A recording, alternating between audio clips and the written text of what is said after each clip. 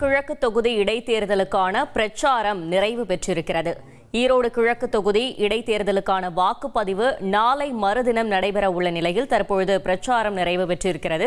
இது பற்றின மேலும் விவரங்களை செய்தியாளர் சதாசிவம் வழங்கிட கேட்கலாம். சதாசிவம், வணக்கம். தற்பொழுது பிரச்சாரம் ஓய்ந்திருக்கும் நிலையில் அங்கு கள நிலவரம் எப்படி இருக்கிறது? வணக்கம். ஈரோடு கிழக்கு தொகுதி இடைத்தேர்தலானது இரண்டாவது முறையாக நடைபெற உள்ளது.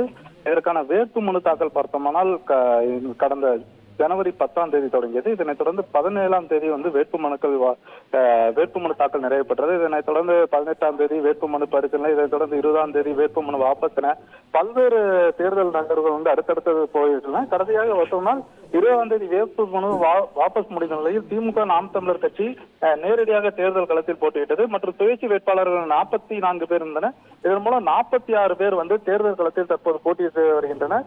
தொடர்ந்து கடந்த 25ஆம் தேதி முதல் நாம் தமிழர் கட்சியின் ஒருங்கிணைப்பாளர் சீமான் நாம் தமிழர் கட்சி வேட்பாளர் சீதளஞ்சி ஆதரித்து மாலைதோறும் பிரச்சார பொதுக்கூட்டத்தில் பங்கேற்று பேசி வந்தார். இதே போல திமுக வேட்பாளர் வி.சி. சந்திரகுமாரை ஆதரித்து அமைச்சர் முத்துசாமி மட்டுமே கிழக்கு தொகுதிக்கு உட்பட்ட 33 வார்டுகளிலும் தீவிர பிரச்சாரம் நடத்தி வந்தனர்.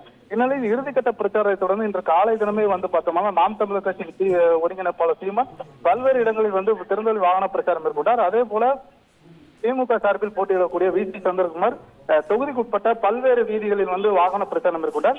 இதனைத் தொடர்ந்து பார்த்தோம்னா இன்றைய தினம் தற்போது மாலை 6 மணி நேரம் பிரச்சாரம் நிறைவு பெற்றது. இதனைத் தொடர்ந்து ஈரோடு மாவட்டத்தில் பல்வேறு விதிமுறைகள் உடனடியாக அமலுக்கு வந்துள்ளது. என்னவென்று பார்த்தோம்னா தொகுதியில் இருக்கக்கூடிய வெளிநபர்கள் வெளியேற வேண்டும். இதனைத் தொடர்ந்து இன்று முதல் 5ஆம் தேதி வரை ஈரோடு மாவட்டத்தில் உள்ள 152 மதுக்கடைகள் விடுமுறை அளிக்கப்பட்டுள்ளது. அதே போல 53 மையங்களில் 237 வாக்குச்சாவடிகள் அமைக்கப்பட்டு அதற்கான வாக்குப்பதிவுக்கான பணிகள் நடைபெற்று வருகிறது.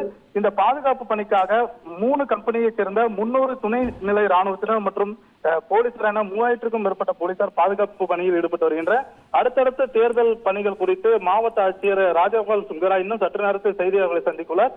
அதன் குறித்து நாம் தமிழர் கட்சியின் மீது எவ்வளவு வழக்குகள் பதிவு செய்யப்பட்டுள்ளது, எவ்வளவு பொருட்கள் உரிய ஆவணங்கள் இல்லாமல் எடுத்துச் செல்லப்பட்டது, பறிமுதல் செய்யப்பட்டது போன்ற விவரங்களை அடுத்தடுத்து மாவட்ட தேர்தல் அதிகாரி ராஜகோபால் சுங்கரா தெரிவித்துள்ளார். தகவல்களுக்கு நன்றி சதாசிவம்.